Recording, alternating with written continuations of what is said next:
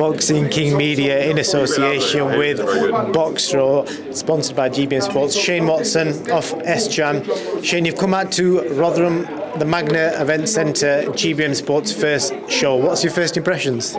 Do you know what? I was actually speaking to Izzy. Got to know him a little bit over WhatsApp. We've had a bit of a WhatsApp relationship going on. But it was good to meet him today. And do you know what? For a small show, he's clammed up really well. It looks like, you know when you get them smaller TV shows, like not disrespect to Hennessy, like Hennessy show on Channel 5, it looks a little bit like that. He clammed up really well. Got big screens, got cameras following them, got like a lot of big names ringside.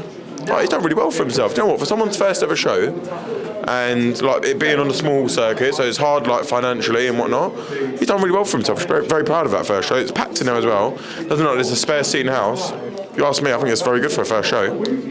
Sure is, man. Is anyone in particular you've come out to watch today? Yeah, I've come to watch Junaid, main event Junaid, that's it. Yeah, he's a good little boxer, trained with Grant Smith, same gym as Florian. Been sparring a lot with Florian for April 2nd actually, and yeah, he's a really good guy, so we've come down to support him, see what the fuss is all about, and yeah, we'll see what happens. I've got to ask you, JOYCE, his name's been mentioned alongside Anthony Joshua over the last few days. From my conversation with Eddie today, it don't seem like that's the route they're going to go down, because I don't know the reasons why, but I think it's going to be Otto WALLIN more than likely. But what's Joe saying? Mate, JOYCE Joshua can happen.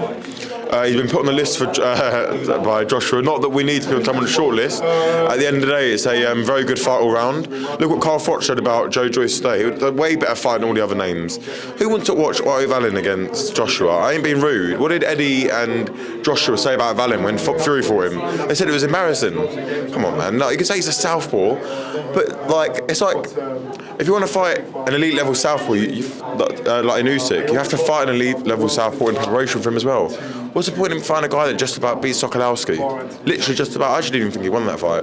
But WALLIN, I just don't see the appeal for that fight. JOYCE, there's history there sparring. Obviously, stop Joeing around in the amateurs.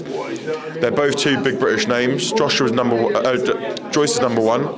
So he's bringing a bit to the table. I know that Joshua's already going to fight Usyk, but what I'm saying is like he deserves to be in that ring that night. WALLIN, other than winning one round against Tyson Fury and giving him a bad cut, what has he ever done to deserve to be in that ring with Joshua? Nothing.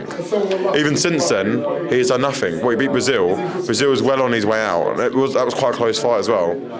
So I just think out of the whole list, and Wilder's doing that weird drug thing to work out if he wants to box anymore, so it's probably not sensible if he's in there. And then Luis Ortiz looks shocking against Charles Martin. Like that fight's going to go 2 rounds. Nothing for anyone to benefit out of that. Listen, JOYCE is just a big fight. It's a big gut check. If Joshua gets through that, then maybe he's proved a lot of critics wrong, where they think that like he doesn't want it anymore. He don't want to be in hard fights. All he can do is box. What better name and opponent is there than JOYCE for that kind of fight then? Have you guys approached Matchroom on any talks regards to the JOYCE fight, or are you just leaving it to them to make an offer to you guys? Not really. You know what? We've had little chats with literally when I say little chats, like almost chats like your mates. I like 258. Like it's not like I don't want to make it sound like, oh yeah, there's something big going on here. It really isn't, to be honest. But listen, it can happen. It's a fight that can happen. It's a fight that's very easy to make. I know it might sound a bit crazy when someone's with Frank Warren and one's with Matchroom, but listen, we get on with everyone, we work well with everyone. Frank's really open to the fight. Listen, there's a price on it, but as long as he works something out and get quite close to it, there's no reason why that fight can't happen. It's a great fight. The thing is, if AJ fights anyone else, like all the names that I mentioned, obviously other than Wilder, they're all going to be fights at the O2. They're not going to be stadium fights. The thing is, JOYCE is still a stadium fight. You could do that at the Emirates, it'd be a big stadium, Twickenham, it'd sell all them stadiums out. But all the other ones, even Eddie said the other day, the O2 fights, WALLIN, that's an O2 fight. Does Joshua really, after all those big main events, those big arenas, does he really want to go back to fighting indoors and arenas? I don't think he wants to, so JOYCE is a great fight for him, in my opinion. We'll see if we can get Eddie to answer back to that. Last question on Florian Marco. I spoke to Clifton Mitchell the other day. He didn't have too many good things to say, and it sounded like the relationship ended a bit sour with Florian obviously leaving him and coming across the train with Sheffield. Have you got anything to say about that? Do you know what happened? Yeah, I mean, listen, it's a fighter-trainer relationship. I don't try not to get involved in them too much because it's a very personal relationship that goes on with them. They both say this and that, but listen, it's totally totally between them what's happened, you know. But listen, I still like Clifton. I still get on with him. He's still kind of like a friend, I guess, or an acquaintance, whatever. We chat whenever we see each other. But he's moved on. I know Florian's doing really well under Grant Smith, and that's all my main focus is. And without being too rude, that's all I really care about, to be honest. So he's looking great under Grant Smith, sparring really well, moving really well, finally listening to him, so it's going really well. So he's got a big fight coming up April 2nd, a very tough fight as well, which he's getting the credit for, which is important, in Chris Jenkins, 2-time British champion, I believe. He's won numerous other titles as well. So it's a tough fight, and it's a fight that I believe that Florian will win and win well. Cheers for that, Shane. Anything new coming up from SJAM that you want to tell us about? Yeah, I think we've got Lerone, a big fight hopefully early summer. Some news will come out on that soon, actually, hopefully. And then we've got Johnny Fisher, so he's got a little bit of a hand injury at the moment, but he'll be healing up. Hopefully he'll be back out in June as well.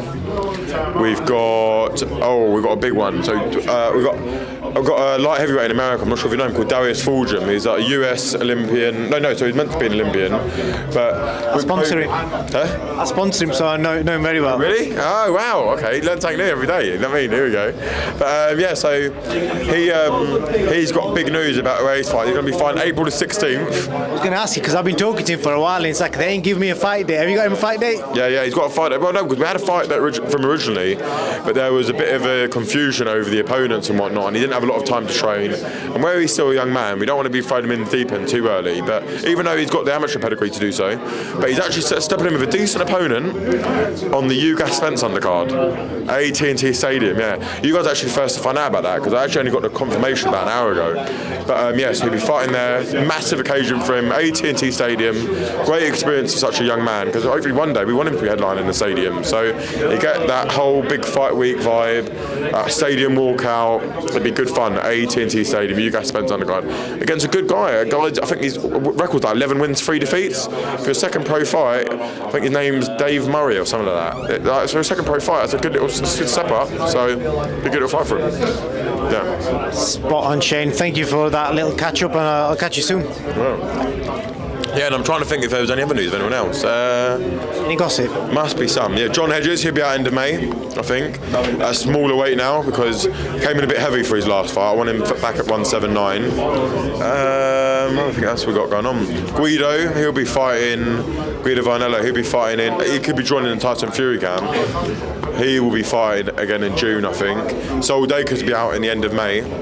He's going to be fighting on the potential Bratzy Richards card, and yes, I think that's pretty much all stable, really.